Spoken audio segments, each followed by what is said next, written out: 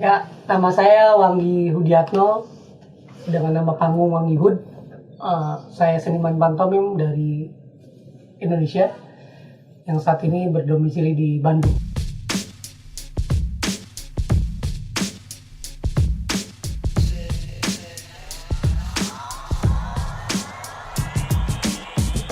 Selama ini aktivitas saya masih di dunia seni pertunjukan, pantomim, seni pertunjukan pantomim, dan beberapa proyek-proyek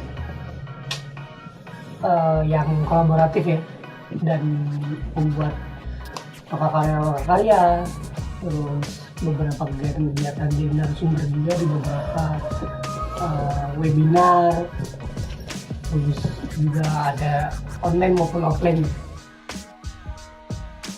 Dari 2020 sampai 2021 sekarang ini,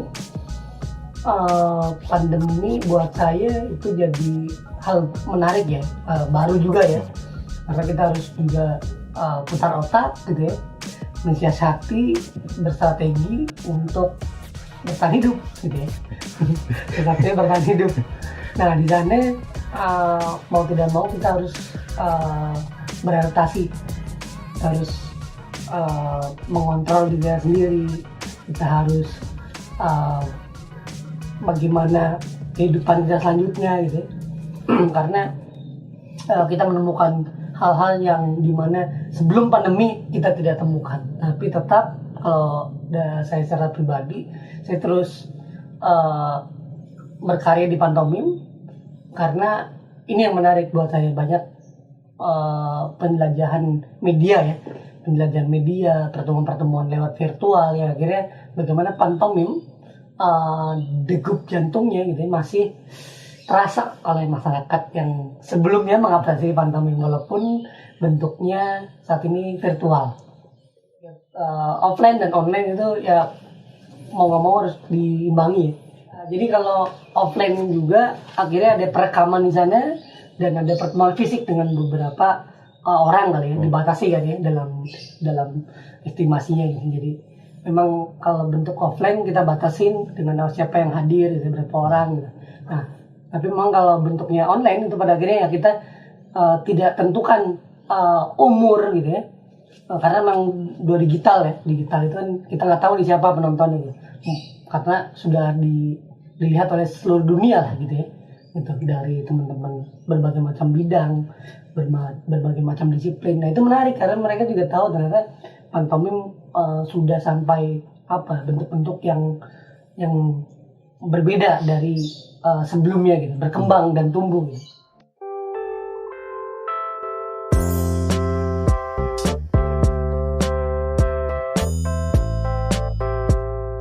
Saya dulu SMA ya gitu. SMA itu masih jadi kru lah ya, kru panggung dan sebagainya, angkut level, beli galon dan sebagainya. Nah, di situ saya selalu melihat dan mengamati teman-teman yang bermain di panggung.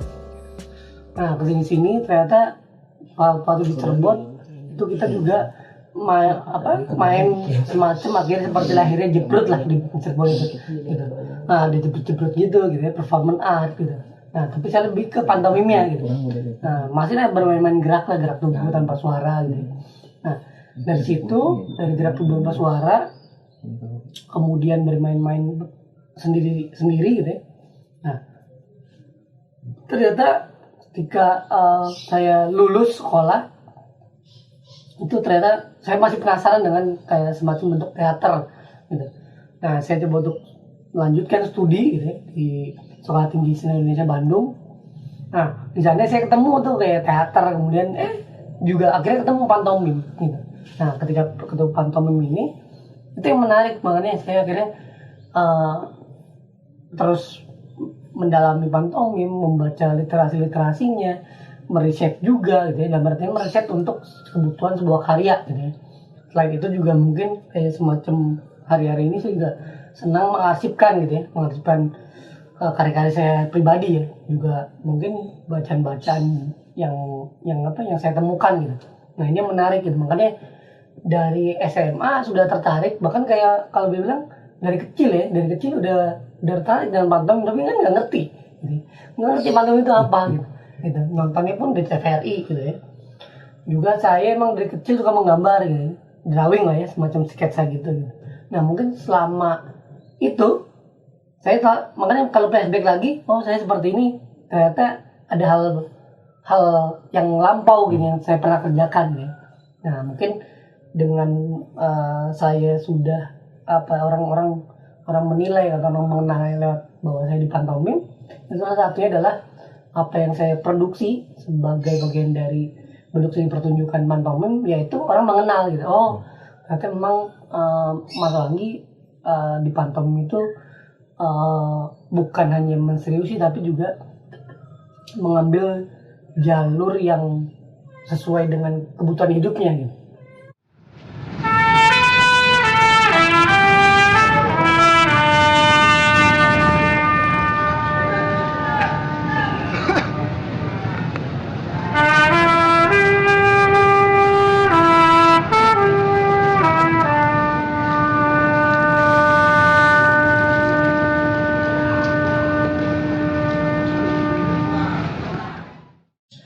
Jadi orang-orang pasti melihat hal yang berbeda ketika ngeliat pantomim saya gitu.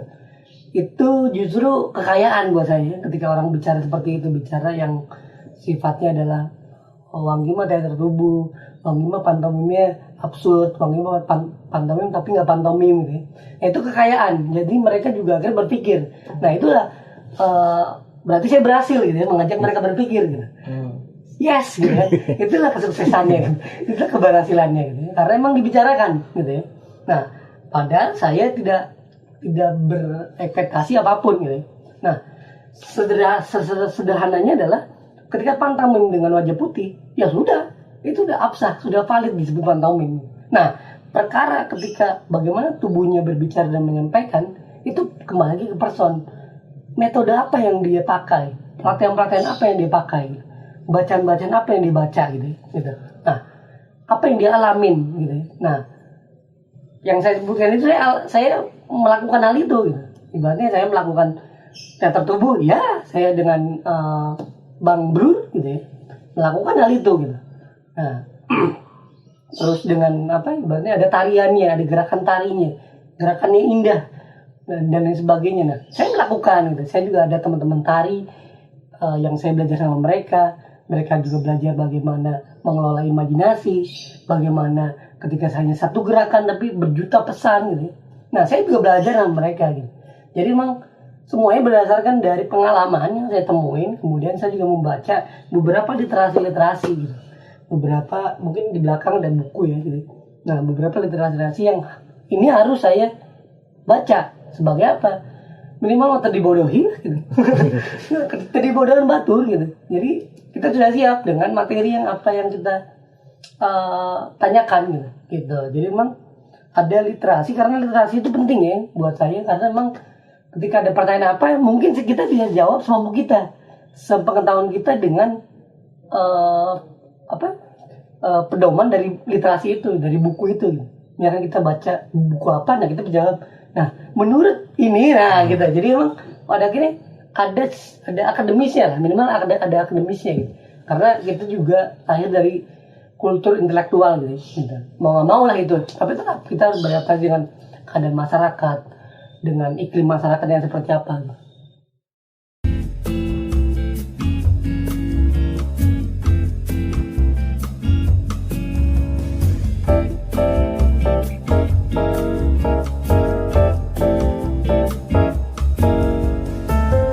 Ya, jadi sama ya seperti halnya kita bangun tidur ya gitu ya.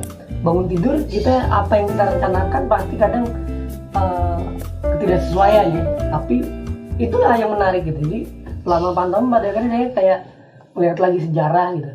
Apa yang saya lakukan pun sudah pernah ada sebelumnya gitu. Cuman memang baik lagi ketika yang sudah pernah melakukan ini jauh jaraknya dengan kita hari ini gitu. Jadi di sana pada akhirnya ada yang putus gitu. Nah, saya coba bagaimana ada benang yang putus saya sambungin gitu. Pakai apa? Mungkin salah satunya adalah bertindak caranya gitu ya. Nah, saya ambil yang benang putus ini, saya ikat-ikat mungkin pakai lem atau apa gitu, pakai benang atau jarum atau apa, kita sambungin lah. Yang penting bagaimana benang ini bisa utuh gitu ya. Nah, dari situ barulah gitu saya coba untuk mengeksplorasi ya gitu, ruang-ruang kayak mana, ruang publik. Terus panggung sudah pernah dilakukan, dan saya memang basically di teater gitu ya. Dan bagaimana ruang-ruang publik ini masyarakat yang tidak bisa mengakses ruang panggung, nah itu saya hadirkan di ruang publik untuk bersama-sama minimal ada pertunjukan yang bisa sampai pada mereka gitu, pesan-pesannya gitu, pesan-pesannya pada masyarakat terutama ya, kegelisahan masyarakat lah ya, gitu, suara-suara dari publik gitu ya, suara-suara warga kalau sekarang kan gitu. Jadi emang belang-belang pun juga hasil itu juga temuan-temuan saya, yang dimana kalau ada bahasa gini, kita harus melestarikan budaya bangsa gitu, nilai-nilai leluhur. Tapi ketika itu saya berpikir lagi, saya kalau memakai atau memberikan pesan hal itu, apakah ini juga diterapkan dalam kehidupan gitu ya.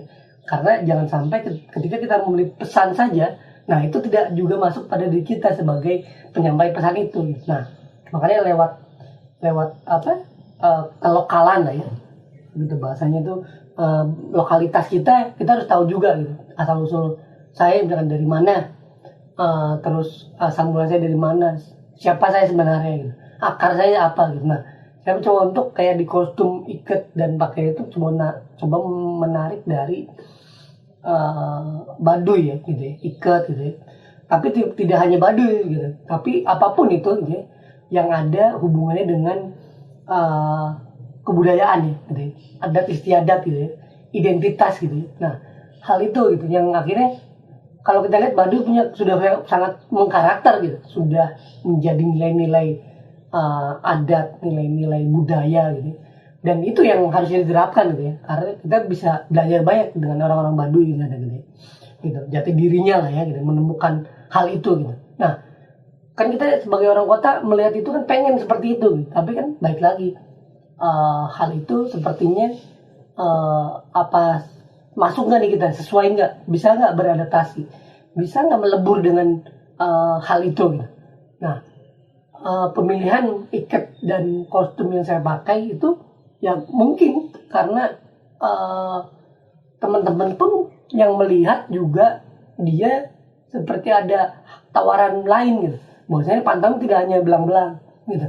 Biarlah negara-negara Eropa mungkin ada teman-teman di luar sana, di luar negeri sana, di barat sana memakai hal itu nggak apa-apa, karena mereka punya sejarahnya gitu ya. Karena belang-belang kan juga ada historisnya pastinya gitu ya. Setiap bentuk pakaian gitu ya, fashion yang dipakai manusia itu pasti ada sejarahnya gitu. Nah, saya pun kan juga begitu gitu, ada nilai-nilai historis, ada nilai-nilai karakter sebuah negara atau sebuah bangsa itu sendiri.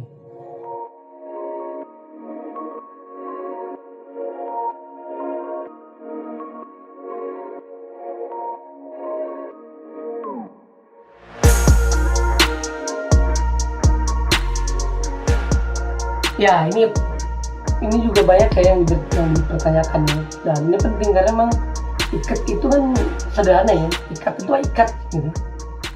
Ikat gitu ya, mengikat gitu ya. Nah, sama kalau kita analogikan itu seperti lidi gitu ya. Nah, lidi yang berserakan nih, itu kalau kita mau nyapu kan nggak mungkin satu lidi bisa membersihkan semuanya gitu. Nah, makanya lidi ini kita satukan, kita ikat untuk bisa membersihkan atau fokus pada satu persoalan gitu. Persoalan itu adalah kotor misalkan. Nah, kita bersihkan lewat lidi. Nah, lidi yang diikat itu akan membersihkan titik di mana adanya persoalan. Nah, sama. Jadi saya juga menganggap gitu, ketika kepala saya diikat sama sebuah kain gitu ya, gitu, sebuah material kain gitu. Nah, itu secara langsung saya sudah mengikat imajinasi, kemudian saya coba untuk mentransfer imajinasinya lewat pusaran-pusaran yang ada di ikat gitu. Nah, ini kan bahasanya berat ya, tapi ya begitulah akhirnya gitu. Karena kita mau nggak mau, itu juga mengikat penonton gitu, penonton untuk fokus gitu.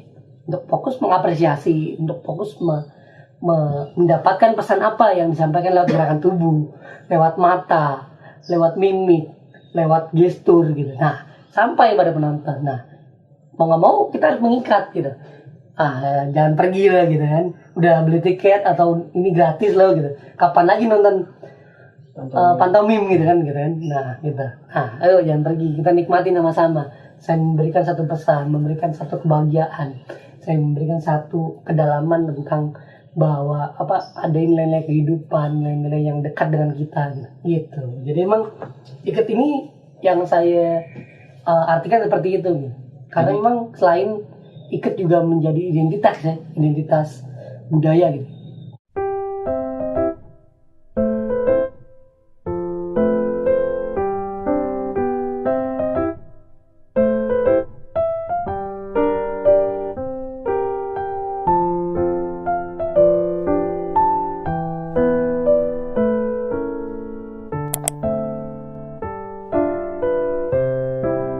Oke, nah ini menarik ya karena banyak orang melihat pantomim Indonesia sendiri ya, tunggal gitu, solo gitu, atau mono gitu. Nah itu macam-macam lah. Nah di mana pantomim itu fleksibel sih gitu. Dia elastis, dia bisa ke medium apapun, mau dia sendiri gitu, mau jumlahnya berapapun. Gitu. Nah itu kembali lagi pada pelakunya, senimannya. Nah, kalau dia memang ingin memproduksi karya dengan jumlah pemain 15 gitu ya, 20 itu bisa gitu. Nah, saya pun pernah melakukan hal itu gitu ya. Nah, kenapa akhirnya saya melakukan hal itu untuk melihat apakah saya bisa memproduksi hal itu dan apakah saya bisa pesan atau ide ini sampai pada 15 orang misalnya gitu ya. Nah, 15 orang juga menyampaikan hal yang sama yang kesepakatan lewat latihan, lewat post produksinya gitu. Nah, ternyata bisa gitu. Nah, kenapa akhirnya banyak orang sekarang melihat pantomim itu sendiri gitu. Kok Anggi sendiri gitu. Nah, itu karena yang pertama adalah SDM ya gitu. Selalu bicara kita SDM gitu di Indonesia. Karena memang pantomim yang sangat sangat bisa dihitung ya pelakunya gitu ya. Dan ekosistemnya juga sangat mudah disentuh, dipahami ya. Itu dia tadi pantomim dari dulu beberapa maestronya, tokoh-tokohnya dia sendiri tuh untuk menemukan metode atau cara-cara yang bisa meminimalisir jumlah gitu. Nah itu yang paling pokok gitu ya. Karena memang kalau ada bahasa Sunda hiji gewani ya, gitu. Sendiri juga berani gitu. Nah keberanian yang paling penting, kesintingan dan keberanian yang paling penting di dunia apapun.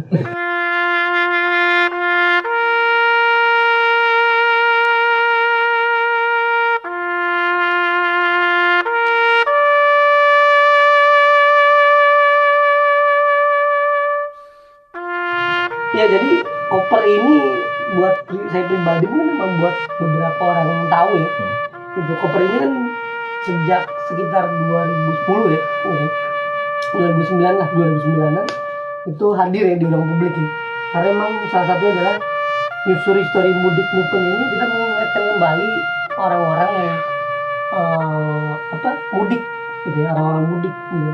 Nah, kembali ke udik kan ya. Nah, padahal di mana mudik ini juga ada pesan tertentu ya. Maksudnya kalau kita dari kota ke kampung mudik, nah tetaplah harus mempersiapkan segalanya. Gitu. Bukan pulang dengan kemeriahan gitu ya. Kemeriahan juga, wah gue punya handphone baru, punya pakaian baru gitu. Bukan seperti itu gitu. Tapi boleh sah-sah aja seperti itu. Tapi kita coba untuk mengingatkan lagi bahwa sepertinya mudik itu perjalanan kita pulang ke rumah kita gitu. Rumah kita mana? Rumah kita adalah diri kita sendiri gitu. Jadi emang nyusuri story mudik momen kalau bisa bilang seperti itulah gitu. Yang hadir gitu. Ini banyak sekali stiker itu juga salah satunya ada jejak ya gitu. Rekam jejak gitu, mana banyak orang bilang legend gitu ya. ya kokojo lah atau Sunda kojo kolot teuing gitu ya. Nah, memang stiker-stiker ini juga stiker-stiker perjalanan yang ditemuin ya gitu. Jadi memang bagaimana kita merawat itu juga merawat nilai-nilai yang ada dalam kehidupan masyarakat gitu. Lewat pantomim ya proyek saya dengan nyusuri histori Indonesia gitu. Yang tadi di awal juga saya bilang saya membuat ruang-ruang untuk bisa menjembatani komunikasi ya antar manusia, antar makhluk hidup gitu ya. Ya kalau ini antar manusia ya, kalau antar makhluk hidup yang lain beda lagi gitu. Gitu. Jadi kita mengingatkan lah bahwa mudik hati-hati di jalan gitu. Mudik jangan sembrono gitu karena kita punya tujuan gitu ya, itu apa? Bertemu keluarga, bertemu masa kecil kita gitu. Banyak ya kolaborasi dengan apa teman-teman seni pertunjukan, ada sirkus kontemporer dari Prancis, ada musisi-musisi Indonesia gitu ya, musisi-musisi indie juga. Nah, oke, saya ambil ini aja lah, kayak sirkus kontemporer saat itu ya. Nah, saya melakukan residensi dengan seniman sirkus dari Prancis, sahabat Entra. Nah, selama residensi ini ada sekitar 3 bulan ya, gitu. Pelatihan-pelatihan, menemukan cerita dan sebagainya. Nah, di sana saya seperti menemukan bahwa ketika berkolaborasi dengan mereka bukan hanya bertukar budaya, bertukar pikiran, tapi bagaimana ini menjadi satu disiplin saya untuk terus berada di pantomim gitu. Nah, kenapa? Contohnya adalah banyak nasihat-nasihat atau kita sharing-sharing berbagi tentang pengalaman saat itu dengan teman-teman sirkus dari Prancis tentang bagaimana konsistennya atau bagaimana kita tidak berpikir tentang secara materi dulu gitu ya. Gitu. Nah, kalau kita sudah berpikir secara materi gitu, yang pada akhirnya kita akan tujuannya ke sana gitu. Nah, yang menarik ketika saya waktu itu kalau nggak salah menjelang pertunjukan akhir atau hamin berapa pertunjukan berikutnya gitu. Jadi yang ngobrol sama salah satu seniman dari kontemporer dari Prancis itu, sirkus kontemporer itu, dia itu apa ibaratnya kepalanya ya gitu. Pimpinannya lah ya gitu. Ini yang menarik, malam-malam kita ngobrol berdua bicara tentang kenapa kamu tertarik dengan proyek ini. Kamu tahu duitnya berapa? Nah, saya jawab, saya nggak tahu duitnya berapa. Saya nggak tahu mau seperti apa. Ternyata jadi sirkus seperti ini dan sudah menjalani waktu itu sekitar 9 kota ya. Yang 2 itu di Vietnam dan Timor Leste. Nah, ternyata mereka bilang ini yang saya cari, orang-orang yang tidak berpikir ke materi dulu gitu. Karena apa yang kita lakukan itu dengan keikhlasan untuk menjalani proses demi proses gitu, dan orang mengapresiasinya. Nah, itu poinnya gitu. Jadi ternyata ada disiplin lain selain persoalan waktu ya. Nah, saya juga belajar sama mereka gitu, disiplin waktu. Terus bagaimana cara kita ketika bosen, mood itu mood. Jadi mengembalikan mood yang memalas atau jenuh. Nah, itu kita mengembalikan lagi gitu. Karena memang mungkin orang-orang sirkus juga sama seperti kita ya gitu. Tapi memang disiplin sirkus itu sangat menantang ya gitu. Karena berisiko ya gitu. Risikonya mungkin ada berapa persen lah ya dari aktivitas saya yang pernah saya lakukan gitu. Jadi memang salah satu itu sirkus, dan sempat waktu itu saya berkolaborasi juga sama band Indonesia ya, Efek Rumah Kaca gitu ya, ada Botol Smoker juga gitu. Terus ada beberapa band-band lainnya ya. Nah, yang menarik adalah ketika menemukan antara di Botol Smoker gitu ya, kolaborasi dengan Botol Smoker yang bunyi-bunyian gitu ya, gitu lewat mainan-mainan gitu ya, toys gitu.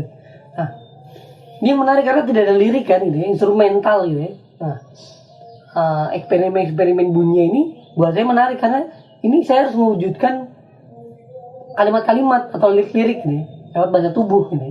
Nah, itu yang menarik gitu. Jadi memang bagaimana bunyi-bunyi ini jadi suatu kata-kata gitu. Kata-kata yang bisa sampai pada penontonnya gitu, pada apresiatornya gitu. Nah, ini tantangan juga kan gitu ya.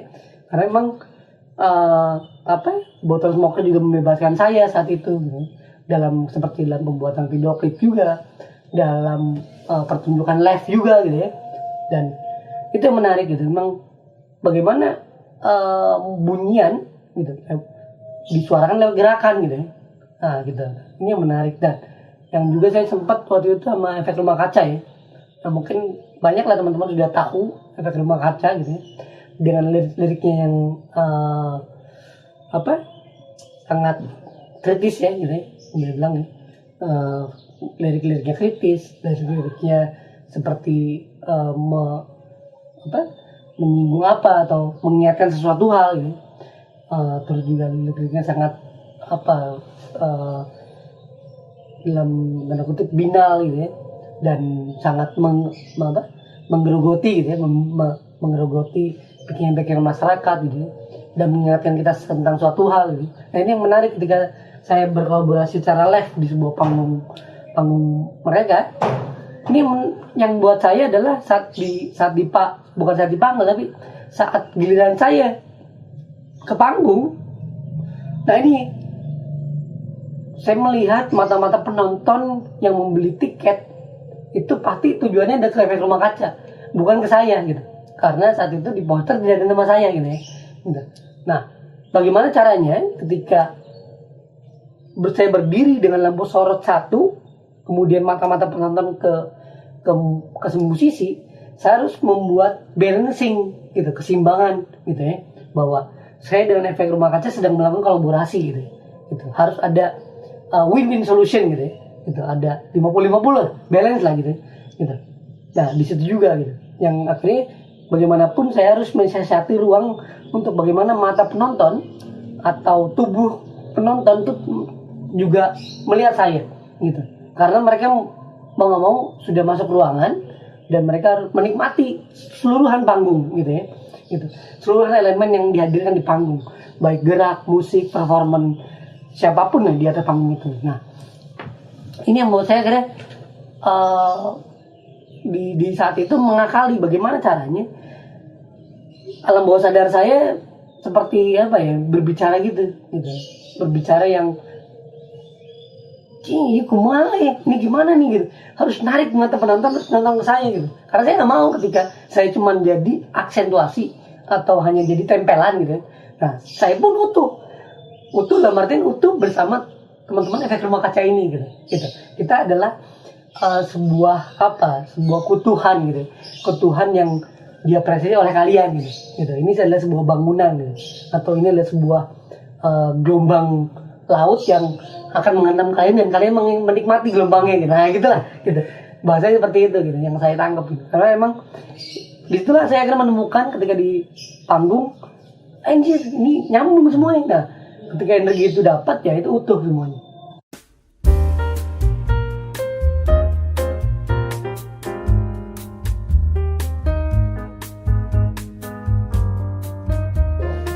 Miximem Festival namanya 2019. Nah itu memang salah satu mimpi-mimpi yang terwujud ya, terutama untuk teman-teman pantauin di Bandung ya. Nah karena memang sama ini festival pantauin di Bandung belum ada. Nah saya bekerja awalnya sendirian, tapi ternyata saya berpikir namanya seniman mungkin ada egoisnya pasti di sana. Tapi akhirnya saya berpikir, kenapa saya nggak ngajak ini? Kenapa saya nggak ngajak ini? Saya coba ajak teman-teman lain untuk terlibat dalam karena kita bagi porsi masing-masing gitu. Nah di Miximem Festival ini akhirnya saya coba untuk memberanikan diri mengundang penulis buku ya, penulis buku ini saya undang ke Bandung gitu. Nah beliau datang gitu ya, Pak Nuswantara, Dr. Nuswantara. Ini dia penulis buku Wajah Pantomim Indonesia gitu ya. Dan dua buku dan juga metode pembelajaran pantomim Indonesia gitu. Saya datangkan dan saya kita bedah bersama dua buku ini di Bandung gitu. Beliau datang dengan meluangkan waktunya di Bandung dan sangat menarik ya, karena seperti membongkar ekosistem gitu. Seperti apa ekosistem pantomim hari ini. Saya juga datangkan anaknya Sena Utoyo, juga ada beberapa pengamat seni pertunjukan, terus juga ada teman-teman jurnalis gitu ya. Nah termasuk para pelaku-pelaku pantomimnya sendiri gitu. Mereka seperti bukan lomba ini atau bukan festival yang seperti festival pada umumnya, Jadi mereka seperti presentasi, kalian punya karya apa ya udah tampilkan gitu, ini ada ruangnya gitu, namanya apa, Mixing Festival gitu. Nah saya harus punya timbal balik ketika mereka datang, ada yang dari Subang, ada yang dari sekitaran Bandung gitu ya. Terus ada yang mungkin dari sempat kemarin ada yang dari Jogja gitu ya. Dari Jogja itu musisi dengan kolaborasi dengan pantomim gitu ya. Nah karena Mixing Festival bukan hanya bicara tentang pantomim, tapi bicara tentang keberagaman yang ada di pantomim itu sendiri gitu ya. Nah karena memang kita bicara tentang waktu itu tentang temanya itu daya gitu. Nah daya ini kan juga salah satu poin di mana saya selalu bicara tentang kita punya daya. Ketika daya kita turun, nah harus ada yang harus kita cas gitu, atau harus ada kawan kita yang memberikan daya lain gitu untuk kita bisa punya daya lebih gitu. Nah energi gitu ya, energi, ruh, dan kita bareng-bareng lagi. Nah akhirnya saya berpikir bagaimana dananya dari mana, harus seperti apa memperlakukan narasumber dan para penampil dan sebagainya. Ini yang unik gitu. Karena memang kita tidak mendapatkan dari dana apapun, itu adalah sumbangan-sumbangan yang saya dapat secara ajaib. Jadi ajaib sekali saya dapetin dananya. Ibaratnya saya sangat berterima kasih dengan Pak Iman Soleh, dan dia tiba-tiba memfasilitasi narasumber untuk menginap di salah satu penginapan gitu ya. Yang saya akhirnya berpikir waktu itu zaman-zaman waktu itu Red Doors gitu ya, penginapan yang murah lah ya gitu ya, penginapan hotel murah gitu lah, atau kos-kosan saya kos gitu ya, terus nanti mungkin 2 hari narasumber nginep, kita yang lanjutin gitu kan kosan itu gitu. Jadi emang kita punya alternatif memikir seperti itu gitu. Atau para penampil seperti apa, kan bayangin bikin festival gitu ya, bikin festival yang akhirnya festival ini kita berarti bukan klaim ya, cuman kita patenkan sedemikian rupa bahwa ini adalah cara Mixing Imagimem membuat festival gitu. Nah, festival ala kita lah gitu ya. Dari kita, oleh kita, untuk mereka gitu, untuk semuanya gitu. Karena memang salah satunya adalah itu dia tadi, bagaimana kita punya keberagaman, kenapa kita tidak mengelolanya gitu. Nah, maksudnya mungkin ini ya, saya memberi juga plakat yang ini juga buatan juga teman-teman kreasinya gitu ya. Nah, ini plakat yang saya berikan sama para penampil dan narasumber gitu. Nah, ini plakat ini tahan banting ya gitu. Ini plakat tahan banting gitu ya. Nah, ini sejarah ya kalau buat pribadi saya di Bandung gitu. Karena kita bikin yang namanya festival pantomim gitu. Jadi ya ini lucu karena saya juga yang memikirkan ininya, filosofinya ya. Kenapa wajah gini kan lewat ini gitu. Karena memang kalau hanya standar plakat seperti resin dan lain sebagainya, itu kan membutuhkan biaya yang lebih ya gitu, beli bahan-bahan dan sebagainya. Kebetulan ini adalah kayu-kayu sisa-sisa gitu, sisa bekas lah gitu, yang kita olah lagi gitu. Nah jadi apa ya, saya mencoba untuk memberdayakan gitu, memberdayakan kawan-kawan, memberdayakan diri saya, isi kepala saya berdayakan, isi kepala teman-teman energinya dan tenaganya atau potensi kita berdayakan, dan jadi sesuatu gitu. Yuk kita jadi sesuatu gitu. Jadi sana banyak lah juga di Mixing Festival, banyak yang kita ulas kayak tentang film, diskusi buku ini gitu ya. Diskusi buku sangat penting karena waktu itu memang pada akhirnya literasi pantomim itu sangat minim, bahkan mungkin teman-teman pantomim jarang membaca 2 buku ini gitu. Nggak tahu bahkan nggak tahu. Dan juga ada beberapa buku-buku yang lainnya ya gitu. Buku-buku yang lainnya adalah mungkin salah satu adalah buku-buku ini gitu. Nah literasi ini gitu. Tuh, jadi banyak buku-buku yang pantomim yang pada akhirnya teman-teman pantomim selalu bilang bukunya nggak ada, literasinya nggak ada, karena siapa gitu kan. Kalau kita nggak mau nyari ya kita nggak akan nemu. Tapi kalau kita mau cari dan ada duit lebih, kita membelinya untuk pengasipan, untuk pustaka gitu ya, perpustakaan atau apa ya, kita itu balik lagi pada personal, niat atau enggak lu gitu. Kalau lo niat pasti mau, atau kalau lo mau belajar pasti lo akan mencari dan menemukan yang lo cari. Urip urip mung sadelo urip urip urip Apa? mung Saya sadelo anak keempat dari 5 bersaudara ya. Lahir di Palimanan 24 Mei 88. Jadi dari 5 bersaudara ini 4 itu beda-beda ya.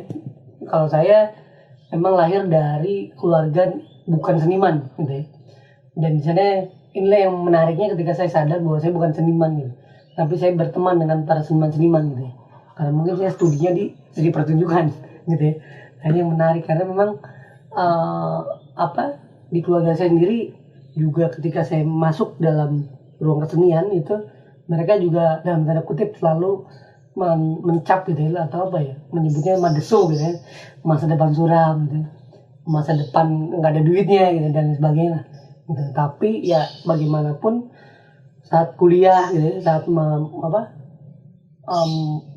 di dunia kesenian gitu ya, itu pada akhirnya harus yakinkan bahwa kesenian itu itu yang manusia miliki gitu. Itu orang-orang yang dimiliki sama orang-orang, ada bakat gitu, ada potensi dalam wilayah seni gitu ya. Karena kita juga manusia dari kecil sampai tumbuh sekarang gitu ya, itu kan tumbuh ya, seni itu tumbuh gitu.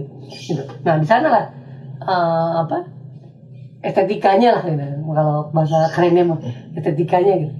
Nah keluarga saya memang tidak ada kesenian, tapi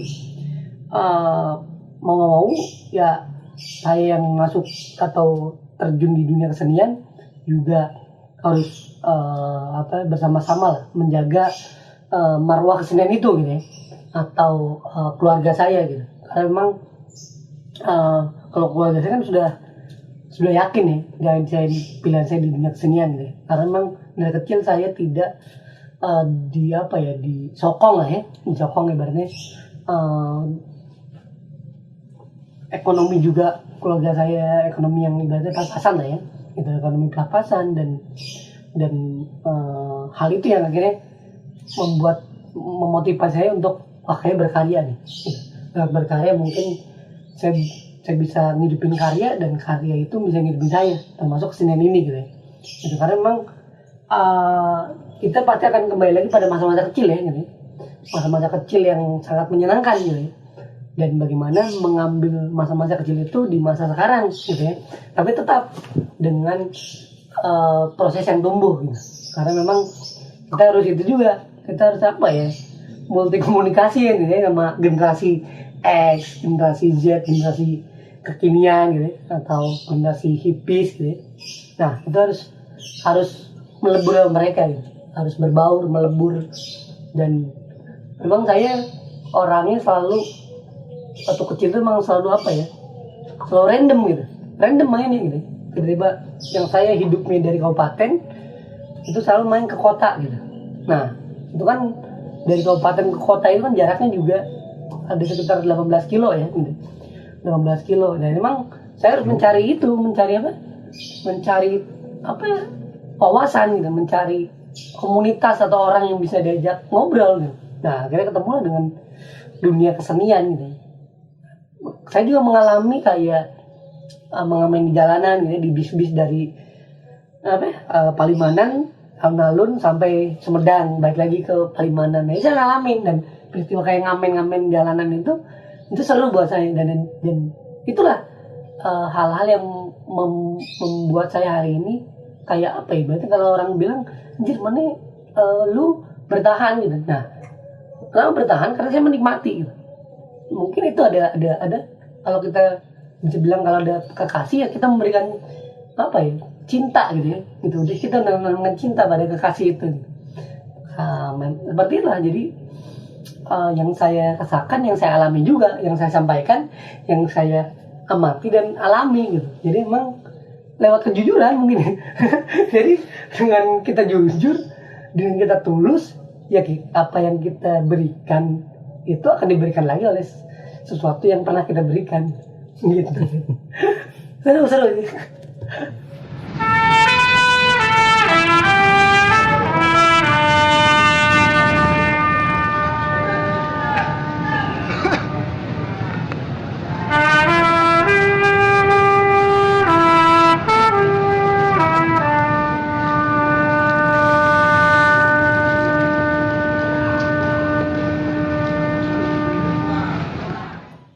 Sisi lain dari Wang Yuhud ya, sama seperti orang manusia lainnya. Seperti manusia lainnya sama, gitu ya. Bisa berbicara, gitu ya. Bisa berekspresi, gitu. Bisa menikmati kopi, bisa menikmati rokok, gitu. Dan bisa bermain gadget ya. Gitu. Saya sama seperti yang lain, karena memang pada akhirnya bagaimana menerapkan hidup dalam kebersamaan gitu. Nah, sisi lain saya itu gimana ya? Saya lebih pendiam orangnya. Kalau dibilang, saya pendiam. Dan saya nggak mau banyak ngomong. Tapi ketika diajak untuk berani berbicara, saya berbicara gitu. Sesuai dengan porsi saya. Sesuai dengan kapasitas keilmuan saya atau pengetahuan saya seperti apa gitu. Nah gitu. Dan saya lebih senang mencari ruang sendiri gitu. Ruang sendiri dalam artian menemukan ruang-ruang yang lain gitu. Ruang-ruang yang membuat saya nyaman gitu. Karena kita saya yakin semua manusia pasti ingin menemukan titik kedamaian gitu ya, ketenangan gitu ya. Di situ kan gitu ya. Nah, makanya saya selalu eksplorasi jalan-jalan kemana, menemukan tempat seperti apa gitu. Dan ya saya kalau di ruang lingkup keluarga berarti saya salah satu orang yang tadi itu, saya pendiam, saya nggak banyak ngomong, lebih baik saya lakuin lah langsung gitu ya, gitu. Nah, hal itulah. Jadi emang saya sama seperti manusia lainnya, cuman banyak orang ketika melihat karya saya itu akan mungkin akan berbalik ya, kok beda gitu. Nah, ini yang membedakan, karena saya hidup sebagai manusia biasa. Ketika saya berbicara, karya saya berbicara, itulah hasil dari akumulasi dari hasil pengamatan atau peristiwa yang ada di kehidupan gitu. Jadi tadi itu saya kompleks, pada akhirnya saya membicara tentang semua makhluk hidup gitu. Sampai akhirnya ke satwa liar gitu, sampai akhirnya ke manusia-manusia yang tertindas gitu. Manusia-manusia yang tidak melakukan keadilan gitu. Nah, karena kita hidup, kalau saya yakin kita hidup terus berjuang gitu. Terus berjuang, entah pada titik apa gitu. Ada yang menyebut pada titik penghabisan, ada yang menyebut pada titik berdarah gitu. Yuk kita sampai berdarah lah gitu. Beringat gitu. Memang saya nggak tahu pada titik apa, karena kita nggak tahu ya seperti apa nanti ke depannya gitu.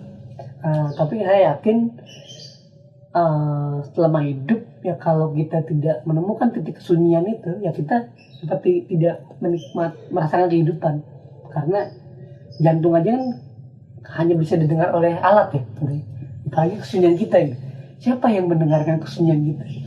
Kalau kata Jalil Rumi kan, makin sunyi engkau, makin engkau bisa mendengar gitu. Gitu. Jadi emang kalau buat saya pantomim itu harta karun seni pertunjukan, karena ketika kita menemukan kita lihat ini apa sih dalamnya Mas Wangi gitu, kita nggak tahu kan gitu, mungkin ular, mungkin benda kering atau apa gitu, bentuknya seperti apa, inilah gitu harta karun.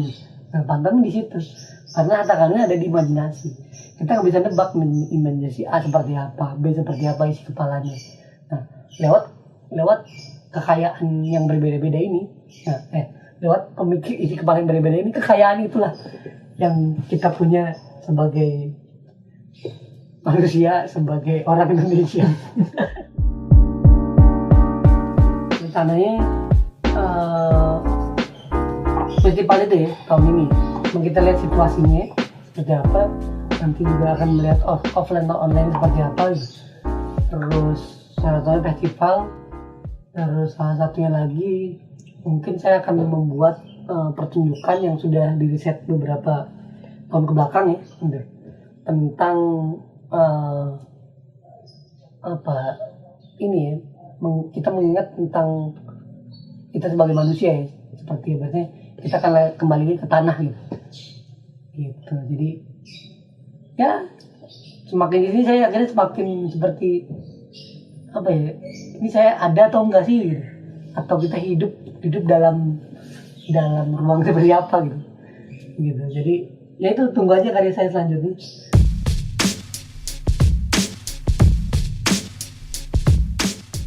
Karena kisah pantomim itu awal yang panjang ya, dan pantomim tidak akan pernah berakhir begitu aja. Dia akan tetap hidup di dalam kehidupan kita yang hidup. Terima kasih teman-teman.